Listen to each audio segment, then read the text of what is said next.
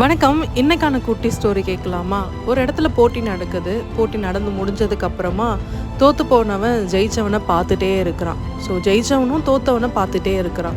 So அதுக்கப்புறமா 2 பேரும் பேசிக்கிறாங்க. தோத்தவன் சொல்கிறான், நீங்கள் ஜெயிச்சிட்டீங்க, அதனால் சந்தோஷமாக இருக்கீங்க. என் இடத்துல இருந்து பார்த்தீங்கன்னா உங்களுக்கு அந்த கஷ்டம் தெரியும் அப்படின்னு சொல்கிறான். அதுக்கு ஜெயிச்சவன் சொல்கிறான், நான் ஜெயிச்சதால சந்தோஷமாக இல்லை, நான் சந்தோஷமாக இருக்கிறதுனால தான் இன்றைக்கி ஜெயிச்சிட்ருக்கேன் அப்படின்ட்டு அவர் சொல்கிறார். ஸோ நம்ம எல்லாருமே ஜெயிச்சாதான் சந்தோஷம் கிடைக்கும் அப்படின்னு நம்ம நினச்சிட்ருக்கோம். ஆனால் என்றைக்கு நம்ம சந்தோஷமாக இருக்கிறோமோ அன்றைக்கி தான் நம்ம லைஃப்பில் ஜெயிக்கவே ஆரம்பிப்போம். நிறைய விஷயங்களை தேடி தேடி இருக்கிற சின்ன சின்ன சந்தோஷங்களை இழந்துடக்கூடாது. வைரம் வேணும் தான், அதுக்காக இருக்கிற நாட்களில் அதை விட விலை மதிப்பானதுன்றதை புரியாமலே போயிடுது.